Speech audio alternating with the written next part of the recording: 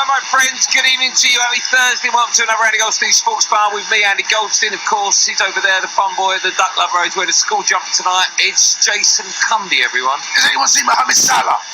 Still looking.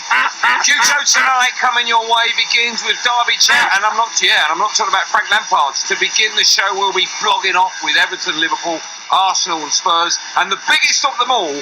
Oh, it's your right, that is Chelsea and Fulham. Also coming up, Gareth A. Davis looks Fight Club. Mark Landon looks ahead to all the weekend's big European ties. Our Thursday's strange guest runs a company in which you pay him to be kidnapped. Yep. And of course, it's the last midnight train to madness of the week. It's only Sports on National Radio. Take your calls on it Thursday from 10 p.m. to 1 a.m. It's Andy Goldstein Sports Bar. It's the last one, so make it a good one.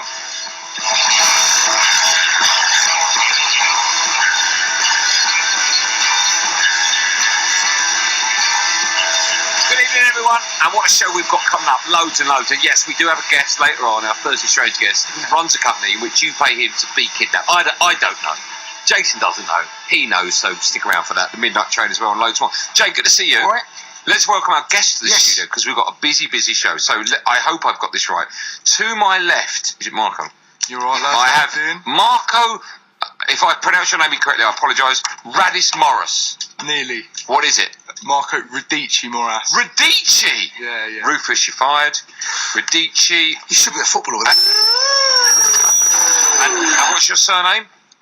Well, it's a Radici. Radici Moras. It's a double barrel. Can I ask, on the way here, did you get lost? Are you looking for Radio 4? No, actually, I made it. It's meant to be. Okay, fine.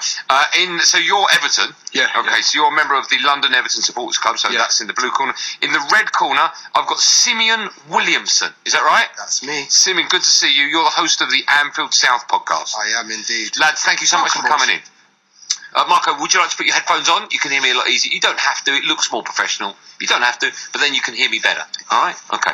Boys, thank you so much for coming in. Let's start with you. Simeon, is that right? Yeah, Simeon. That's not your real name. No, a.k.a. Slim. That's how Slim. Okay. Listeners of the podcast will know me as. Okay, let's call you Slim. And Marco, do you have a proper nickname rather than Marco? It's not a real name? Well, a lot of my mates call me Marks, but I don't know. Marks, there you go. Marks and Slim. We got there in the end. Marks and Slim. Slim, you're, of course, from the red side of Liverpool, so I'm guessing that you go into this game, of course it's at home as well, as favourites, obviously, but you must fancy this one. Although, the last couple of weeks Everton have been playing pretty well, but the way Liverpool are playing football, certainly not necessarily over the last couple of weeks, but this season you must be fairly confident. Yeah, I am, to be fair. Like you said, we're at home, and, once anyone comes to our backyard, it's a problem for them, with the noise and the atmosphere and everything, and given Everton's wretched record at Anfield, I'll get every reason to feel confident. Marks, how do you go into it then? Because he just said your record at Anfield's not the best, so how confident are you? Yeah, it definitely is not the best, but I've got a bit of optimism because we've been playing really well the last couple of weeks. All the new summer signings have been introduced and they've been terrific, so yeah. Is this the stage of the conversation where we turn around and say form goes out the window because it's a derby game? That tends to be where most people go to. Is it one of those? I mean, it does throw up. It's been some of the most entertaining Premier League games we've ever seen, these derbies. You go back over the last 2 or 3 decades, that's still been the case. But it always seems to be incredibly well fought, these games. I mean, 2 draws last season, right? Yeah. 2 draws. Dodgy penalty. All penalties against you are dodgy. That's how it was. We're Liverpool. Yeah. Mind you, I think we should have won the home game ourselves, but that's football. I was at Several Bridge a couple of weeks ago when Everton rocked up. First half played really well. Yeah. Saw them at the weekend. There seems to be the manager Marcus Silva seems to have worked out how to defend, because his previous clubs, Hull and Watford, great going forward, but defensively always seemed to leave the back door open. But Everton seemed a bit more solid at the back. Yeah, especially at the start of the season, there was a bit of a question about zonal marking. He likes to zonal mark, especially from set pieces. But in the past couple of weeks, the partnership between now it's Mina and Keane, it's really been really solid. And well, we'll see. But I'd love to think that we can maybe get another clean sheet against Liverpool. I don't think we will. Sim, let me ask you then about Liverpool, because in the league they're obviously flying high. They're 2 points off City, and before the season started, both Jay and I thought and said it would be a 2-horse race. I'm sort of throwing Tottenham into that equation now, but I definitely think it's 1 and 2 between you two, actually, if I'm being honest. Probably City first, but hey-ho. So you're obviously doing the league. What's happened with your away form in the Champions League? You've only scored 1 goal, and that was the penalty last night. So you haven't scored from open play. Why is it so different and difficult for Liverpool in the Champions League, do you think? I think it's the way Klopp sets us out. I think he goes with a more pragmatic approach with these away games in terms of our midfield. And I think when you put Henderson, Wijnaldum and Milner in a midfield, although they'll give you lots and lots of hard work, they're not very creative, which sort of stifles our front three. I think they need someone giving them the ammunition to go ahead and score those goals. Seasons past we had Coutinho and obviously Oxlade-Chamberlain in those positions to help supply them, and I think that's what the problem is. Obviously at home he's a lot more confident, so he plays a lot more of the attacking players. You mentioned Milner there. Jay and I were talking about this yesterday. Naby Keita was coming in, of course, to replace him long term, and we heard wonderful things. It's not yet happened. I know it takes time to adjust in the Premier League.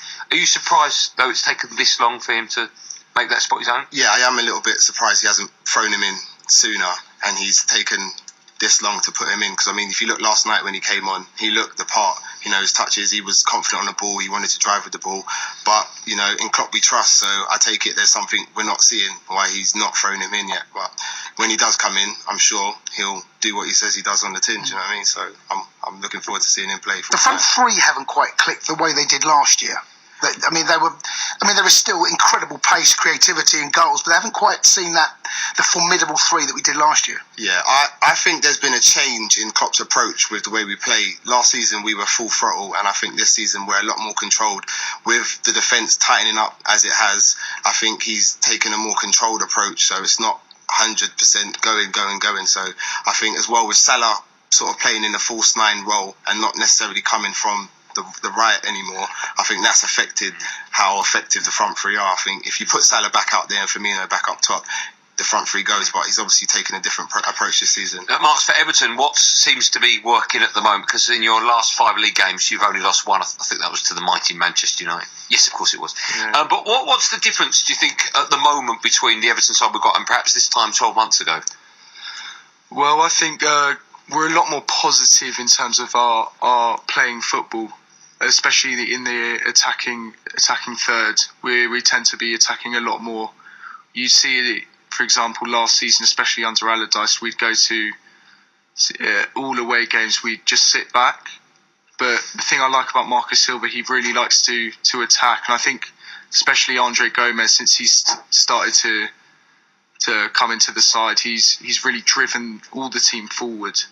And also Richarlison, I think, has been pivotal in what was your views on him? Because mine were that it was a hell of a lot of money for someone that was unproven, really. Only had a handful of games before he joined Everton. But I think now I look at it with the money that's spent on a whole host of other players and what he's done for you as well, I think it looks good value, money well spent. I completely agree, to be honest. I was not, if I'm honest, I wasn't too happy with the signing because he was unproven and it was something like 40 to 50 million. I thought there were far better options for players that were twice as good in quality wise, but since he's come in, he's been brilliant. And of course, Silva knows him from his days. Exactly, he would have worked with him, so he knows what. Also, as well, I seem to remember when he first went to Watford, Richarlison, he had a lot of football, didn't have a lot of breaks. I think perhaps started well at Watford, scored a lot of goals in that first half of the season, really tailed off, but maybe it's just perhaps a little bit of fatigue. Well, I think I personally think he tailed off. It was when Marcus Silva actually got sacked. And it's actually because Richarlison, he's openly said that he regards Marcus Silva as his father. And I think having Marcus Silva and Richarlison has been key to actually Richarlison succeeding. Slim, you must be quite pleased that Allardyce isn't in the dugout. Because, of course, last season, had it been Champions League ties, you would have got booted out of the competition. He said that? Yeah, he did say that, Yeah, I mean, Allardyce, he does what he does and he's good at what he does, but he's not good for football, if you ask me, the style of play. Let me ask you the $64 million question then, with Klopp, all right? What does he have to do this season, right? Because qualification looks tricky, right? I still fancy, if I'm being honest, I think you'll beat Napoli. I think 1-0's good enough. Yeah, 1-0 by 2 goals. Yeah. I think you'll get it that night at Anfield, yeah. I think you'll get through to the knockout stages. But what is good enough for Liverpool? Everyone says he's got to win a trophy. It's got to be the Premier League or the Champions League, which I think is going to be really tough, if I'm being brutally honest, because, of course, City look favourites for Premier League and then Champions League. Who knows? It's a knockout competition. So what's a good finish for Liverpool this season? I think Manchester City keep moving the bar. So already this season, they've raised it from last season. So for me, personally, I feel as long as we're challenging, as long as after Christmas, March, April, we're in and around and we're challenging, for me, that's progress. That's a good season. I mean, Rome wasn't built in a day, so You know, as long as we're challenging and we're still there. I mean, last season by Christmas we were out of the title race. How many points behind? I can't remember. So for me, a trophy would be nice. To win the league, of course, would be excellent. But I'm not judging Klopp's tenure on winning the Premier League. But you understand, everyone, when they talk about Mopo and Spurs, he's got to win something, he's got to win something. You know, everyone's having that conversation about your manager now. So there must be a time, be it 3 years, 5 years, 8 years, where you think, right, it's about time he won something. When is that time? That time for me is probably going to be next season, the season after. I'd give him that much time. I think Klopp's a great manager. I don't want to see him hounded out of the club because he hasn't won anything or anything like that. I think he should be here for the long term, and I think we should stick with Klopp and trust in him and let him build. We're going to have a quick break, more from our bloggers when we get back, and then we get rid of you two in a nice way, and then we replace you with North London bloggers, and then we talk about Chelsea and Fulham, and then we've got back pages and loads of other bits and pieces. Stay with us. It's a yellow card now. What? What's the matter? Your phone call? Yeah. The music theme tonight has been chosen by our newsreader, Daniel Javiescu. Right, okay. You like it? What is it? Well, it's Soul Night, I think, effectively. Pardon, what is it? Patrol and Funk. Soul and Funk. Okay. I quite like Patrol and Funk. Is that a genre? Patrol and Funk, I like that. We are talking with our bloggers between now and just after 11. At the moment, we're talking... All right, turn it down a bit.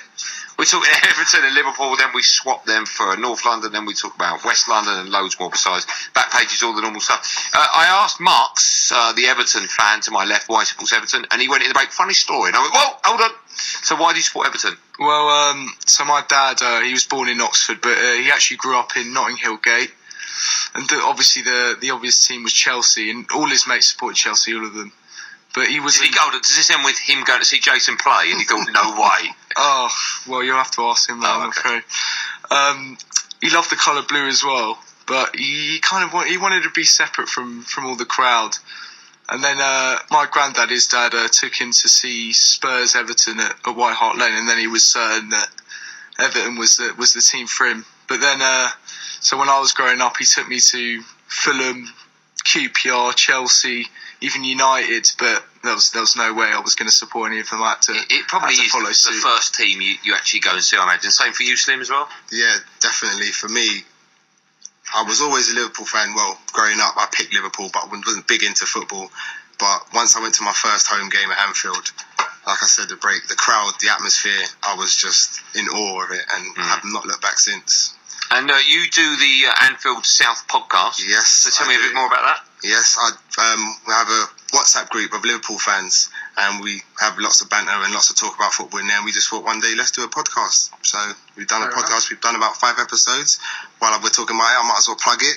Give it a plug. Get following us on Instagram. It's Anfield_South1, and on Twitter we're at South Anfield. So yeah. Okay, good. And Marks, you're a member of the London Everton Supporters Club. So that means, I'm guessing, for home games and away games, you all meet up together then? More so the away games, but we've actually, this season, we've started our own football team, so we play the other London supporters clubs. So you played Liverpool? No. Surely that's the game everyone wants to see, isn't it? Yeah, well, they said it was going to be a friendly, but I don't think it would be a friendly at all. I think challenges would be flying in, but we actually play teams like Rangers, Shamrock Rovers, Man City, etc. Yeah. How'd you go against City? Oh, we haven't played them yet. Oh, fine, okay. Yeah. Let's go back to the game at the weekend then, Liverpool against Everton. And I'll stay with you, Marks, for a moment. Just before the break, we spoke about success and what it is for Liverpool. What is it for Everton? Because at the moment you're 6th in the Premier League. I'm guessing you'd take that now, wouldn't you? Yeah, definitely. But I think the main focus is to win a trophy, because it's been far too long, especially for a team like Everton. I think it was 1995. A lot of the Liverpool fans like to joke about it, but I think it is vital that we get a good cup run, especially in the FA Cup this season. Were you born? I don't mean it's in a facetious way, but were you born in 95? Or were you alive when that happened? No. Wow, I remember the game, sadly. Yeah. Paul Rideout scored the winner against Mymol. Klopp has been there now over 3 years, and you can see the sort of team he's building and how he's going about it. Joe Gomez and Alexander-Arnold, two of the best young English defenders I've seen in a very, very long time. It does feel like that Liverpool's got a nice sound base in which to build for the future. Defensively, you've seen spend money on Van Dijk, you've got Robertson left back. It does does feel like there's a nice stable base in which Liverpool can build on defensively, because that historically has been Klopp's problem. Yeah, it has been, and it's noted how many goals we shipped before we got Van Dijk and stuff like that. So yeah, like you said, it's a good solid base, and with the age of like Gomez, Robertson, and Trent, they're going to be there for a while. So let's hope that this defensive record is going to stay for a good few seasons. Who do you think is more important to Liverpool, Van Dijk or Alisson? Has to be Van Dijk. His coolness under pressure and his ability to talk to players around him, I mean, if you watch Liverpool play and you watch the way the line holds on his command, it's amazing. Sometimes my heart sinks into my stomach because I think he's not going to be offside, but he holds that line. And what is the best partnership, defensive partnership in the middle? Is it Gomez and Van Dijk? Definitely. So why did he change that last night? I think he felt... I know Alexander-Arnold is... you saw what he did last year in the Champions League, how you saw him mature literally in front of your eyes. I think he felt having Gomez at right back would be just a bit more solid defensively against the likes of Neymar or Mbappe, whoever decided to go over that side. I think Trent is obviously great going forward, and maybe there's a slight question mark over his ability to defend. He definitely isn't a better defender than Gomez, so I think he just went with the more defensive aspect. Like I said earlier, he's a pragmatist, isn't Klopp? And I think he thought, defend it out, hit them on the break, nick a couple of goals, win the game. But if you ask me, I would have put Trent in there, because I think we could see from that game, Neymar and Mbappe, they weren't getting back to defend. So I think if you had a guy like Trent on the pitch who's able to get up the pitch and deliver a ball, we could take advantage of that. Marks, who's key for Everton then this weekend? Well, I was having this conversation with my mate and YouTuber Thogden, and I personally think Thogden. Yeah. His name is Thogden. Yeah, it's his YouTube. Is he from Game of Thrones? It's unfortunate, that name. Yeah. Is that his nickname? Presume that's not a real name. No, that's not his real name, but that's his YouTube name. He's a famous YouTuber. So is it? Yeah. So old. I'm so knocked down with the kids. No, not to. What did Thoggy say then? I think we both agreed that the main man, it's got to be Richarlison. I think that he could really, really cause problems for the Liverpool defence. But I think you've also got Gylfi Sigurdsson and maybe Bernard if he starts. I think they could all definitely dangerous. But what's Bernard been like this? He seems a little bit lightweight. He is a little bit lightweight, and he actually started with a few sub appearances, and he looked really, really sharp. But I think he's kind of tailed off since, but I think it's all about adjusting to the Premier League. Obviously, there's a massive gap from the Ukrainian league where he was at Shakhtar Donetsk, but I think it'll come good. Do you expect goals? I'll go back to you, Sam. Do you expect goals in this? Sometimes they're tight affairs. Sometimes there's... I remember the 3-3. What was it, Goodison a few years back? So do you expect goals in this? Well, with Marco Silva's inability to defend, I do think there's not going to be goals in it for us. I don't see Everton scoring more than one, to be honest with you. I'll call it now 3-1. Okay, I was going to ask you what you think the score will be. You're going 3-1. Oh, look at Mark's ain't happy. Look at the face on him. I do think it's going to be 4-1, don't you? To Everton, yeah. What do you think the score will be, Marks? I actually think it's going to be 1-0. I think we've got a good chance. I think it'll be a 1-0 draw. Yeah. That sounds like someone that's not confident. No, I'm being serious. I think Richarlison will get a last-minute equaliser. They might dominate us. They might have all the possession, but at the end of the day, I think we'll make it count. The thing going into this, I think this is probably going to be the best Liverpool side that we've seen in a very, very long time. But I think it's also the best Everton side we've seen in a long time. Yeah, so I think this will be a really interesting battle. We'll see how far Everton have come this season. I think it'll be a tighter affair than what you think. Rivalry aside, we're not as disrespectful to Everton. You just said 3-1 and laughed at it. Yeah, but we're not as disrespectful towards Everton as Man City, Man United, and we in our podcast we like to call Everton our little brother, and you look after your little brothers. So you're not disrespectful. You look after your little brothers, and they have got better as a team. Marco Silva has started to work his magic. I will give them that, but I don't think it's enough. They scored 3 goals in the last 7 appearances at Anfield, so I don't think they have enough in the tank to trouble us. It's a different side. Well, Marks, I hope the little brother beats the big brother for obvious reasons. But listen, I'm sure it'll be a great game. I'll certainly be watching. Thank you so much for coming in. Good Cheers, work. boys. Thank you for having me. Good luck, Paris. The blog off continues when we come back. We're talking North London.